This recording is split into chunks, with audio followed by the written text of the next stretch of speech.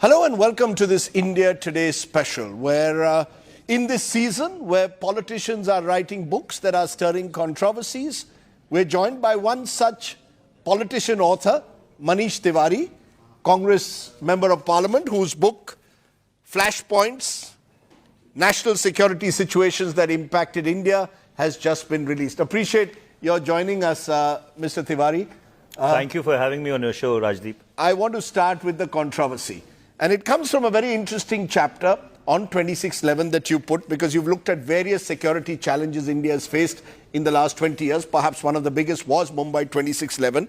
And you effectively write that the Manmohan Singh government, the UPA government, perhaps made a mistake in not retaliating after 2611. And this has been picked up by the BJP to suggest that here is Manish Tiwari, Congress MP, targeting his own government at the time. How do you respond?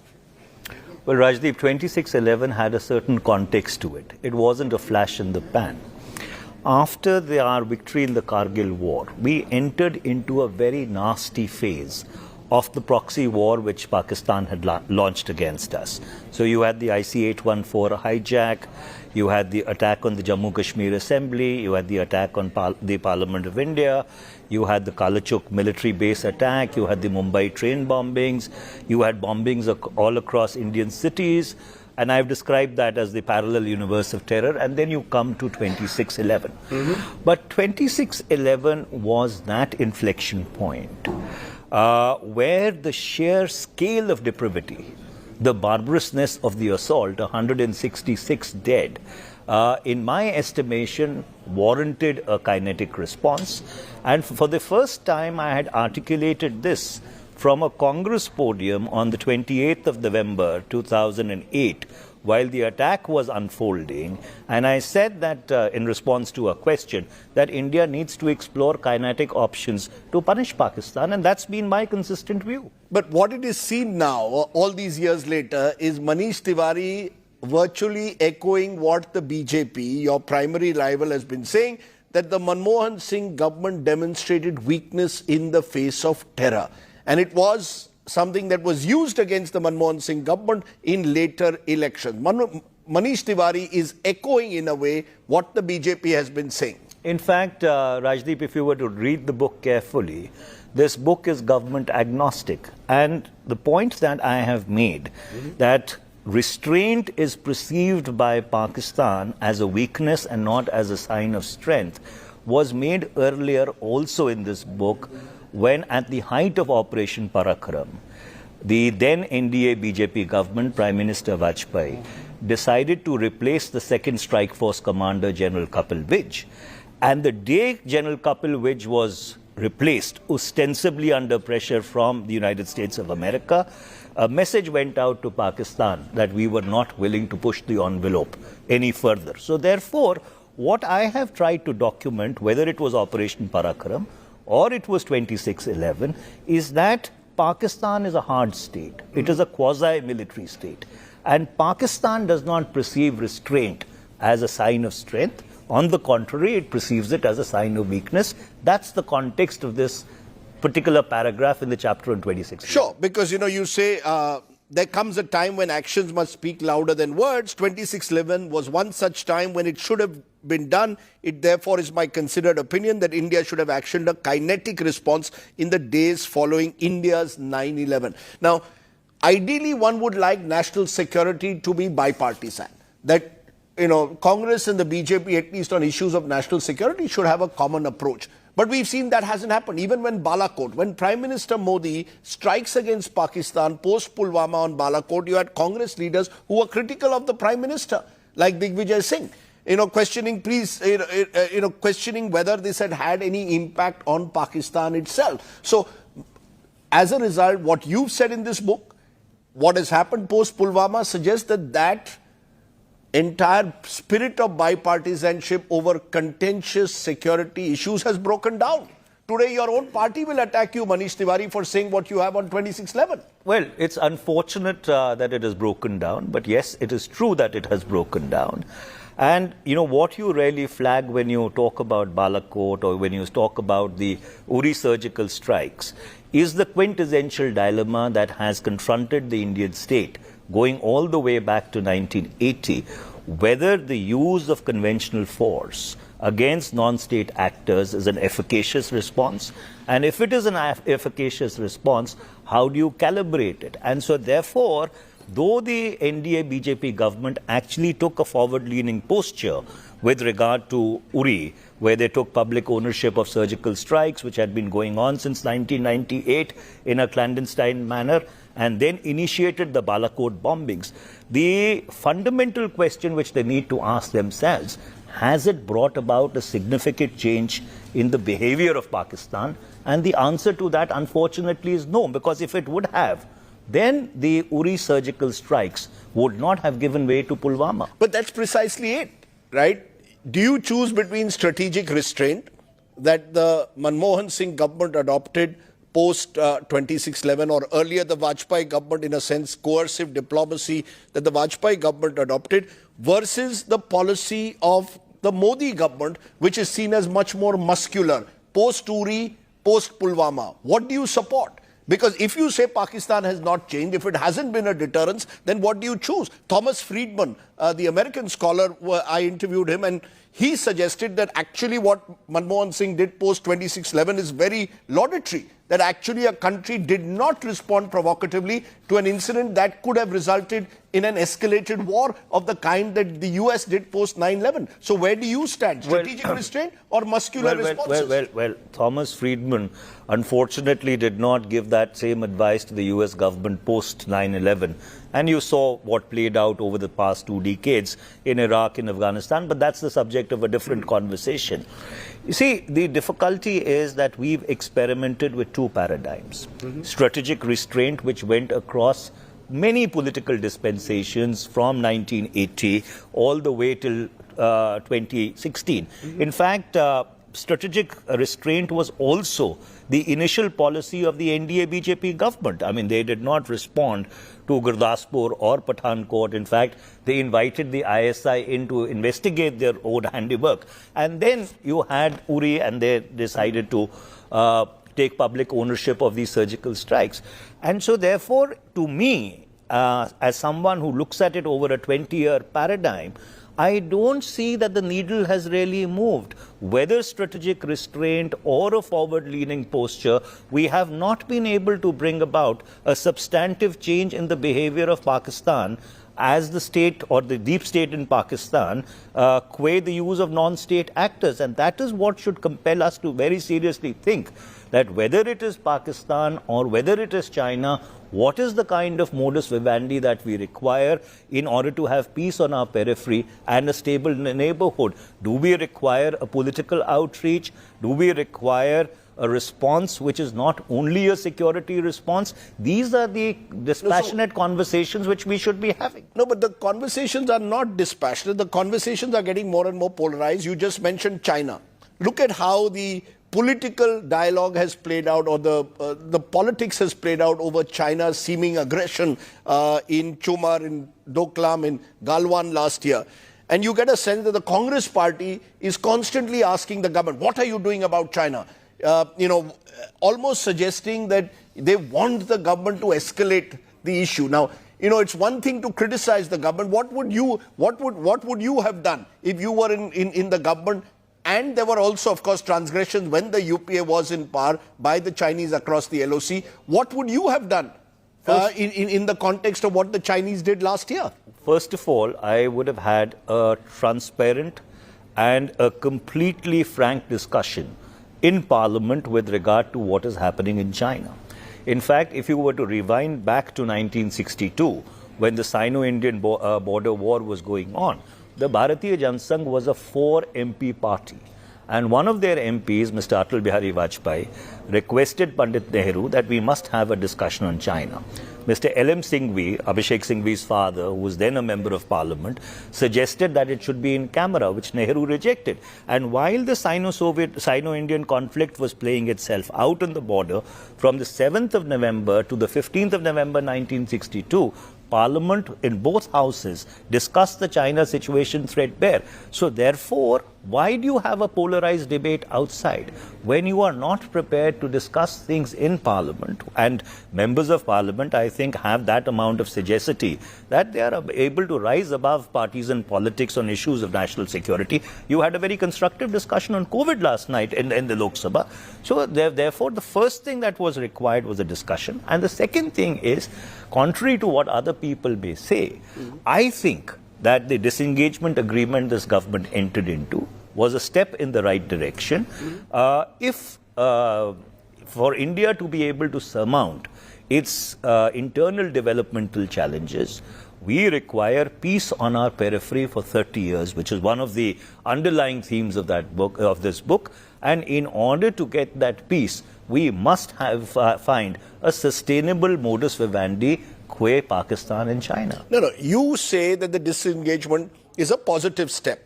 However long or prolonged it takes, that's the way forward. But your party leadership, Rahul Gandhi, look at the manner in which he has taken on the government on China and almost suggesting, that the government has failed to respond adequately to Chinese aggression. I mean, what would do you believe that's the way forward, to have this kind of ratcheted, polarized debate on issues of national security? Well, it's a very interesting question that you raise, Rajdeep, and let me respond to it. You see, in 1999, when Kargil happens, post Atal Bihari Vajpayee's bus ride to Lahore, which I think you also may have, yes, I was there. You may have gone on. He gets Kargil in return. So you have a transgression across a very broad frontage, 160 kilometers long, 9 kilometers deep. And when the Kargil Review Committee, headed by the current Foreign Minister's father, one of India's most distinguished strategic thinkers, so Mr. Subramaniam, looks at it, he is very scathing in his indictment about the intelligence failure. Now, 21 years later, you have a transgression again on multiple points across the line of actual control, and we are unable to pick it up. So therefore, the lesson that we need to learn, or the takeaway which at least I internalized and which I've reflected in the book, that notwithstanding all those structures we may have put in place after Kargil, we still are almost at the same position as we were. So therefore, isn't this intelligence failure and various other aspects which are connected to it a matter of supreme national concern, which should be discussed in the supreme legislative forum of the country? Should it be discussed openly in your view? Are you telling me that issues of national security should be discussed openly rather than behind closed doors? Should they become the subject of this kind of vicious political hyperpolarization? Well, the thing is that the moment you start having discussions in the public space, you will find that the levels of polarization will go down. The classical example of that is 9/11. So we did the Kargil Review Committee report. We did the Group of Ministers report. We did the Naresh Chandra report. The first two were heavily redacted when they were put out in the public space. The Naresh Chandra committee never saw the light of the day even till today. In contrast, look at the 9/11 Commission report. It was put out without any redactions at all. And so therefore, in mature democracies, debates on national security actually play themselves out in a completely dispassionate manner. The US, the United Kingdom, even various other countries have had these discussions. The fact is that we believe, and which is one of the reasons I wrote this book, that national security is a domain of only specialists and strategic thinkers. But in my humble estimation, this is something which involves all of us. And so therefore, there needs to be debate and discussion around it. There needs to be debate and discussion, but in a spirit of bipartisanship. I entirely agree. That is not there. Now, why is it that your comments, for example, on 26/11 have attracted a strong response even from your own party? Because people believe Manish Tiwari has gone against the Congress party line, has taken on his own UPA government. And therefore, the sense is that this then becomes a sharp political debate rather than a serious debate on national security, whether strategic restraint or whether a muscular response to Pakistan. Rajdeep, you are absolutely correct. And that is why I chose never to respond to it. When my publishers put out those excerpts about 10 days back, and the BJP decided to hold a press conference on it, I responded with, extreme contempt and dismissed it because that was not the spirit of this book. And the whole idea behind writing a book of this sort, and I hope somebody from the other side of the aisle also embarks upon such an endeavor, is to ensure that we are slowly able to lift the national security debate out of this polarizing polity that unfortunately is something which we are afflicted with currently. You don't think Dr. Manmohan Singh would be disappointed that here is Manish Tiwari, spokesperson of the Congress at the time now, 13 years later, criticizing my policies and suggesting that the strategic restraint was a mistake? Well, first of all, I have not criticized the choices which the then UPA government has made. All that I have critiqued is how they were perceived. And that is why I mentioned whether it was Parakaram or it was the non-kinetic response to 2611, those choices which were made by those respective national security teams may be on the best evidence that was available to them. I have not critiqued those choices. I have critiqued the fallout or the implications of those choices. No, you've critiqued the fact that there was no minister who was out there explaining 2611 effectively enough. Where is the executive? Where was the crisis management group? That's when you conned me into a show. No, I conned you into a debate during 2611. You mentioned that. No, but you've also mentioned that the executive had gone missing. Well, in the sense, you are absolutely correct. So therefore, in times of crisis, people do want to hear from the top political leadership. And so therefore, this is not an affliction which is confined, unfortunately, the Congress alone. Where was the Prime Minister during the second wave of COVID-19? When the entire country was being devastated, Delhi saw the kind of death and destruction, unnecessary death and destruction. The Prime Minister was missing in action for over a month. So therefore, this unfortunately is a problem which afflicts us as a polity. But there are two models. There's the Modi model of national security and there's the Manmohan Singh model of national security. Which do you believe is the more effective model for India? So therefore, my belief is that whether strategic restraint or a forward-leaning posture, both have not been able to really bring about a behavior change insofar as the use of non-state actors by Pakistan is concerned. And I have explained or that, indeed Chinese aggression. Well, China is a different ball game altogether. And so therefore, if you were to look at it in a larger context, then you need to explore how do you find a modus vivendi that you have stable borders, you have a stable periphery. Because Rajdeep, if you look at it and what this big book brings about, there's a mismatch between your national security challenges and your defense expenditure. Either you need to decrease your national security challenges or you need to, very comprehensively ramp up your defense expenditure. Your current levels of defense expenditure do not do justice to the kind of challenges that you are confronting. So these are the questions on which, there needs to be an informed debate both within government and outside government in the legislatures and in the larger public space. In conclusion, may I come beyond this book for a moment, because as I said, the controversies that it has generated reflect the nature of our politics at the moment, which is hyper-polarized. You, for example, Manish Tiwari, are today categorized as a member of the G23 of the Congress, the so-called rebel group within the Congress. So the moment you say anything which is seen as critiquing your own previous Congress governments, they say, here is Manish Tiwari, all set to rebel, join hands with Captain Amrinder Singh, who you're close to, and somehow or the other carve a space for himself, possibly outside the Congress. How true is that? And how do you see it? Well, I was very mindful of that pitfall when I was writing this book, because that's a legitimate concern which people would raise.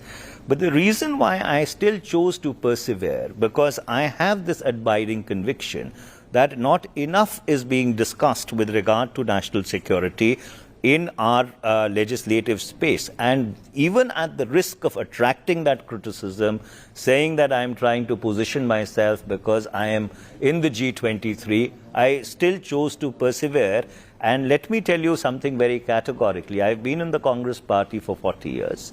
Yes, we have a certain view as to how the Congress party needs to reform itself, but that view has nothing to do with what my views or what my book on national security is. No, you didn't quite directly answer my question, because on a series of issues, for example, the whole Hindu versus Hindutva debate, You've raised a question mark over whether this is a debate which the Congress needs to engage with. You've sort of questioned the whole basis of the Congress's secularism or its secular principles. You would like to see a redefining in a way of the Congress's secular principles.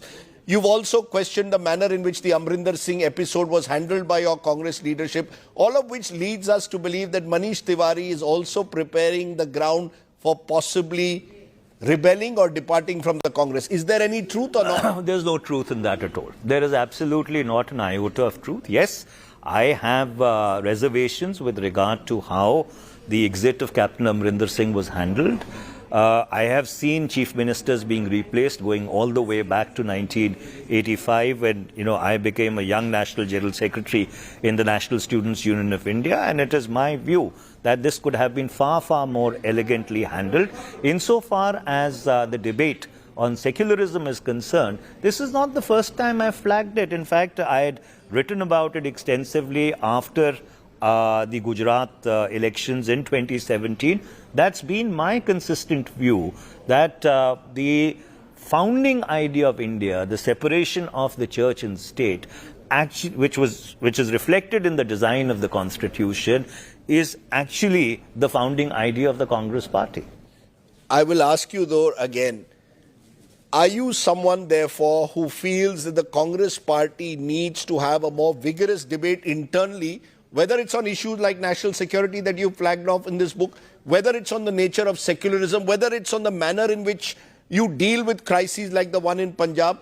Do you believe that the Congress needs to reform, reinvent? Of course, in the sense when we had a meeting with the Congress president in the December of 2020, the first thing that I flagged in that meeting was that we need to have a Panchmari style conclave or a similar conclave whereby we need to very, very dispassionately examine the reasons for our electoral reverses, rethink if required the ideological postulates on which the party is based, and craft a vision keeping 2024 in mind. I mean, that's a view which I expressed then, and that's a view which I've expressed ad nauseum. It's not happened. The fact is the Congress party seems almost stuck in a kind of a comatose situation where none of the things that you're saying have happened. Where is that sharp ideological debate? Where is that Panchmari-like conclave where these issues are discussed? Is there a sense that the Congress party is drifting, Manish Tiwari? Are you despondent today? Be honest. Look, let me tell you, when we had this conversation, unfortunately it was followed by the second wave of COVID-19.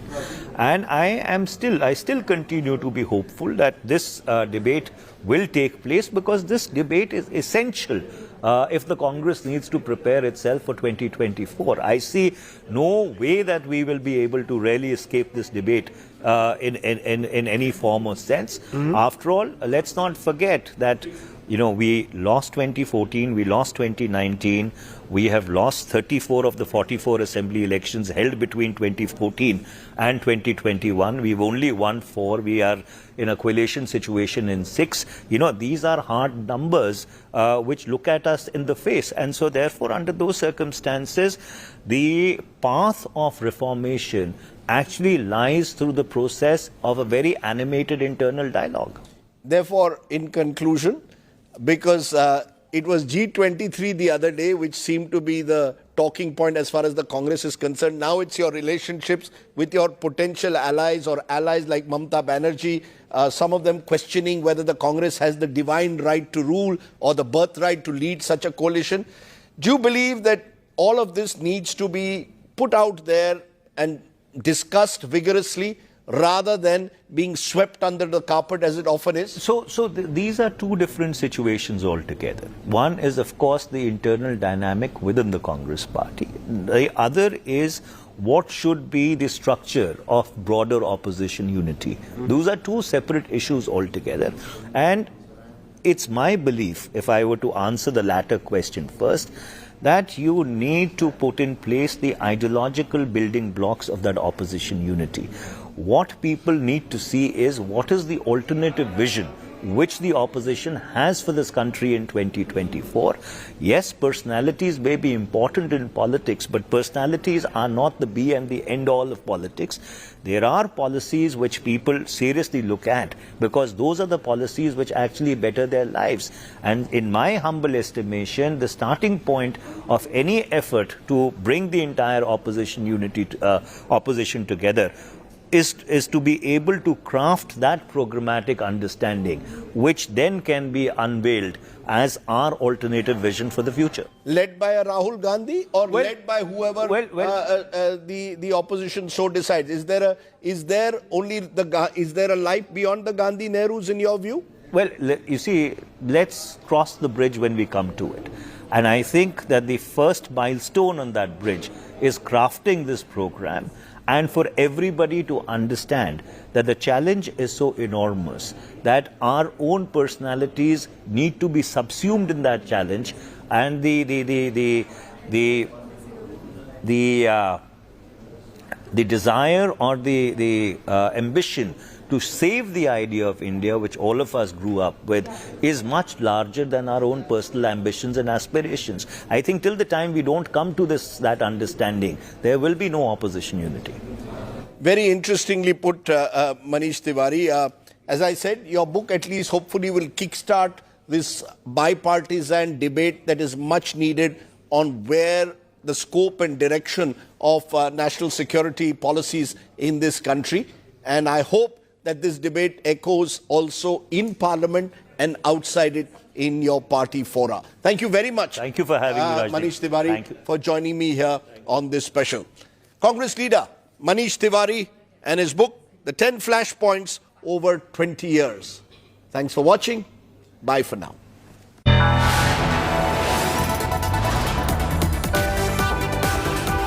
You are watching India Today.